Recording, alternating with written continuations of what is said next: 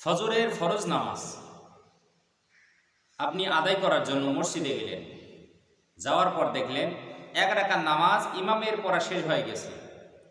এই অবস্থায় আপনি গেলেন, যাওয়ার পর আপনি এক রাকাত নামাজ আপনি জামাতের সহিত পেলেন। এই এক রাকাত নামাজ আপনি ইমামের সহিত জামাতের সহিত আদায় করার পরে ইমাম যখন দুই দিকে যখন সালাম যখন ফেরাবে, এরপরে আপনি দাঁড়িয়ে এক রাকাত নামাজ আপনি কিভাবে আদায় করবেন, আজকে আমরা সেই সম্পর্কে আলোচনা করব ইনশাআল্লাহ। এরকম আমাদের শুধু ফজরের নামাজ নয়, জোহর, আসর, মাগরিব, ইশা, আরও যে অন্যান্য ওয়াক্তগুলো রয়েছে, এই ওয়াক্তগুলোর আমরা যদি মসজিদে যদি যেয়ে দেখি এক রাকাত নামাজ শেষ হয়ে গেছে, আমরা যদি বাকি নামাজগুলো যদি পাই, এক রাকাত নামাজ যদি আমরা না পাই, তাহলে বাকি এক রাকাত নামাজ আদায় করার নিয়মটা কি, আমরা একাকী কিভাবে আমরা ওই এক রাকাত নামাজ আদায় করব, আজকে আমি সে সম্পর্কে আপনাদের সাথে আলোচনা করব ইনশাআল্লাহ। কারণ এটা আমাদের দৈনন্দিন জীবনে এটা কিন্তু ঘটে থাকে, বিভিন্ন কর্মকাণ্ডের সাথে ব্যস্ত থাকার কারণে, বিভিন্ন প্রয়োজনের কারণে, বিভিন্ন যানবাহনে থাকার কারণে, বিভিন্ন কারণে, বা দেখা গেল আমি ঠিক সময় এসেছি কিন্তু উজু করতে লেট হয়েছে, যার কারণে আমি এক রাকাত নামাজ পেলাম না। তো এইরকম যদি আমরা জামাতের সহিত এক রাকাত নামাজ যদি আমরা না পাই, যেমন ফজরের 2 রাকাত ফরজ নামাজ, এই 2 রাকাত নামাজে আপনি এক রাকাত পেলেন আর এক রাকাত পেলেন না, তো এই এক রাকাত নামাজ আপনি আমি একাকী কিভাবে আদায় করব? আমার ভাইগণ বন্ধুগণ, আমার নামাজ আল্লাহ সুবহানাহু ওয়া তাআলা আপনার আমার উপরে ফরজ করে দিয়েছেন, এবং বিশ্বনবী সাল্লাল্লাহু আলাইহি সাল্লাম বলেছেন যে হাসরের ময়দানে আল্লাহ সুবহানাহু ওয়া তাআলা বান্দাদের কাছ থেকে সর্বপ্রথম নামাজের হিসাব নেবেন। যে মানুষটার নামাজের হিসাবগুলো সুন্দর হবে, ভালো হবে, তার সব হিসাবগুলোকে সহজ করে দেবেন কে? আর যার নামাজের হিসাব যার ভালো হবে না, যার নামাজের হিসাব সুন্দর হবে না, যে ব্যক্তি সুন্দর করে নামাজের হিসাব দিতে পারবে না, রব্বুল আলামিন ওই মানুষটার জন্য বাকি অন্যান্য সব হিসাবগুলো কিন্তু কঠিন করে দিবেন। কারণ যে মানুষের নামাজগুলো সুন্দর, যে মানুষটার নামাজ সুন্দর, যে মানুষটা সুন্দর করে নামাজ আদায় করে, ওই মানুষটার দেখবেন সব কাজেই কিন্তু সুন্দর। আর যে মানুষটার নামাজ ভালো নয়, এক ওয়াক্ত পড়লো তো 2 ওয়াক্ত নাই, এক জুমা পড়লো মাঝখানে আর কোনো নামাজ নাই পরের জুমা, এরকম যারা যারা ছাড়াছাড়ি করে অন্য মনস্ক হয়ে যারা নামাজ আদায় করবে, এই নামাজ যারা আদায় করে, এরকম নামাজ যারা আদায় করে, তাদের ভিতরে কিন্তু 2 নম্বর দিয়ে কিন্তু ভরপুর। এদের নামাজ সঠিক নাই, এদের কোনো কর্মকাণ্ড ঠিক নাই, এদের কোনো কর্মকাণ্ড কোনো কাজ ঠিক নাই, এরা যেই কাজগুলোই করে এদের কাজের মধ্যে 2 নম্বরই থাকে, ভেজাল থাকে। এরা কখনো তারা সঠিকভাবে যারা নামাজ আদায় করে না, এরা কোনো কাজ কিন্তু সঠিকভাবে করতে পারে না। এজন্য আমার ভাইগণ বন্ধুগণ, আমরা মুসলমান, একটা মানুষ যখন ঈমান আনবে, ঈমান আনার পরে এই মানুষটার সর্বপ্রথম কাজ হলো নামাজটাকে সুন্দর করে পড়তে হবে। বিশ্বনবী সাল্লাল্লাহু আলাইহি সাল্লাম যখন কেউ জোহরের সময় ঈমান আনতো, তার প্রথম নাম্বার কাজ হলো আসরের নামাজটা জামাতের সাথে আদায় করা। যে ব্যক্তি আসরের সময় ঈমান আনতো, মাগরিবের নামাজ, মাগরিবের সময় ঈমান আনলে এশার নামাজ, এশার সময় ঈমান আনলে ফজরের নামাজ, এরকম ঈমান আনার পরে বিশ্বনবী সাল্লাল্লাহু আলাইহি ওয়াসাল্লাম একটা মানুষকে সর্বপ্রথম নামাজের জন্য নির্দেশ দিতে। এজন্য আমরা নামাজ পড়ব, এই নামাজ পড়লে আমাদের উপর সন্তুষ্ট হয়ে যায় কে? আল্লাহ তাআলা। এজন্য আমাদের নামাজটা সুন্দর করতে হবে, তাহলে আমাদের সমস্ত আমাদের ভিতরে যত দোষ ত্রুটি সবগুলোকে দূর করে দিবেন কে? রব্বুল আলামিন নিজেই বললেন, ইন্নাস সালাতা তানহা আনিল ফাহশাই ওয়াল মুনকার।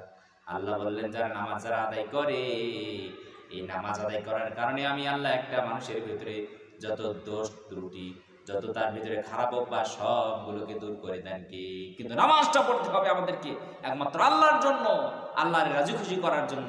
কিন্তু দেখা যায় আজকে আমরা নামাজ আদায় করি, নামাজের মধ্যে আমাদের মনোযোগ নাই, নামাজে দাঁড়িয়েছি হাট বাজারে চলে গেছে মনটা, নামাজে দাঁড়িয়েছি পরিবারে চলে গেছে মনটা, নামাজে দাঁড়িয়েছি নামাজে আর মনটা নাই, ব্যবসায় চলে গেছে মনটা, নামাজে দাঁড়িয়েছি নামাজে মনটা নাই, চলে গেছে কৃষিকাজে আমার মনটা। এরকম কিন্তু আমাদের হয়ে থাকে।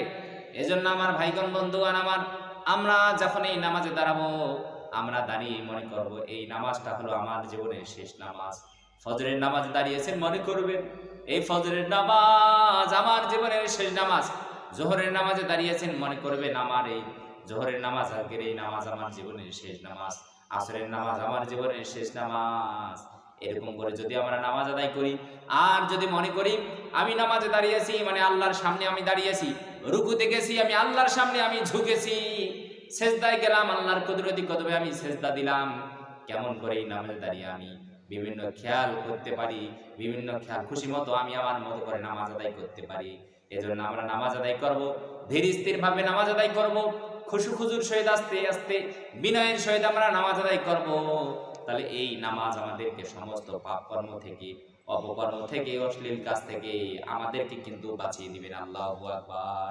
এজন্য আমার ভাইগণ বন্ধুগণ, আমরা চলুন কথা না বাড়িয়ে আমরা জেনে নেই ফজরের নামাজ আমরা যদি জামাতের সহিত যদি ফজরের নামাজ 2 রাকাত, এই 2 রাকাত নামাজের মধ্যে 1 রাকাত নামাজ যদি আমরা জামাতের সহিত না পাই, তাহলে ওই 1 রাকাত নামাজ আমরা একাকী দাঁড়িয়ে কিভাবে আদায় করব আমার ভাইগণ বন্ধুগণ আমার।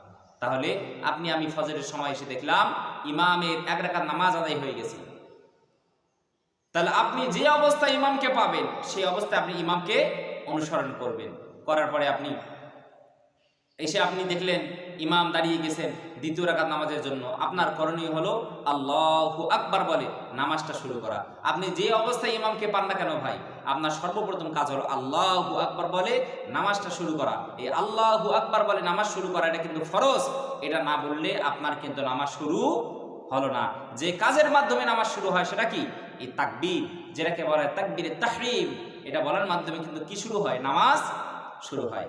আল্লাহু আকবার বলে আমাদেরকে হাত বাঁধতে হবে। হাত বাঁধার পরে ইমাম সূরা কিরাত পড়বে, আমরা চুপ করে শ্রবণ করব, কারণ ফজরের নামাজে ইমাম জোরে জোরে সূরা কিরাত পড়েন, এই কারণে ইমামের কিরাত শুনতে হবে অবশ্যই। কখনো সূরা কিরাত আমাদের পাঠ করা যাবে না আমার ভাইগণ বন্ধুগণ আমার।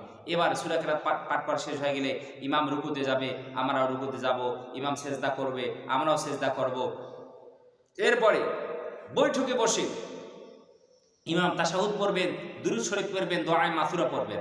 আর আপনি আমি যে 1 রাকাত পেলাম না, আপনি আমি শুধু তাশাহুদ পড়ব। কি পড়ব? তাশাহুদ।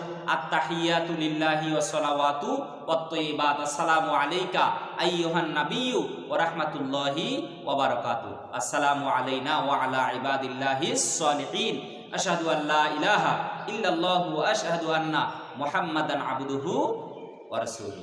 এটা পড়া শেষ হয়ে গেলে আমরা চুপ করে বসে থাকবো, দুরূদ শরীফ দোয়া মাসুরা পড়া যাবে না। চুপ করে আমরা বসে থাকবো। বসে থাকার পর ইমাম যখন আসসালামু আলাইকুম ওয়া রাহমাতুল্লাহ বলে একদিকে সালাম ফিরাবে, এরপরে দ্বিতীয় দিকে যখন এই আসসালামু আলাইকুম ওয়া রাহমাতুল্লাহ বলে সালাম ফিরানো শুরু করবে, তখনই আমরা কি দাঁড়িয়ে যাব। 2 দিকে সালাম না ফিরানোর আগে আমরা কি দাঁড়াবো না। কারণ অনেক সময় দেখা যায় ইমামের সাহু সিজদা কোনো নামাজের মধ্যে ওয়াজিব ছুটে গেলে তখন তিনি একদিকে সালাম ফিরানোর পরে আবার তিনি 2টা সিজদা করেন। তো একদিকে সালাম ফিরানো শেষ, দ্বিতীয় দিকে সালাম ফিরানো শুরু করবে, অর্থাৎ তিনি শুরু করবেন, তখন আমরা কি আল্লাহু আকবার বলে দাঁড়িয়ে যাব। দাঁড়ানোর পরে আমরা সর্বপ্রথম আউযু বিল্লাহি মিনাশ শাইতানির রাজিম বিসমিল্লাহির রহমানির রহিম এটা পড়ে নেব। পড়ে নেওয়ার পরে আমরা সূরাতুল ফাতিহা পাঠ করব। আলহামদুলিল্লাহি রাব্বিল আলামিন আর রহমানির রহিম গায়রিল মাগদুবি আলাইহিম ওয়ালাদ-দাল্লিন আমিন শেষ পর্যন্ত পড়ব। পড়ার পরে আমরা এর সাথে আমরা আরেকটা সূরা মিলাবো, কারণ ফজরের 2 রাকাত ফরজ নামাজে ইমাম 2 রাকাতেই সূরা কিরাত মিলান। তো আপনি আমি যখন প্রথম রাকাত পেলাম না, তাহলে প্রথম রাকাতে ইমাম সূরা কিরাত মিলিয়েছেন, আমরাও কি করব?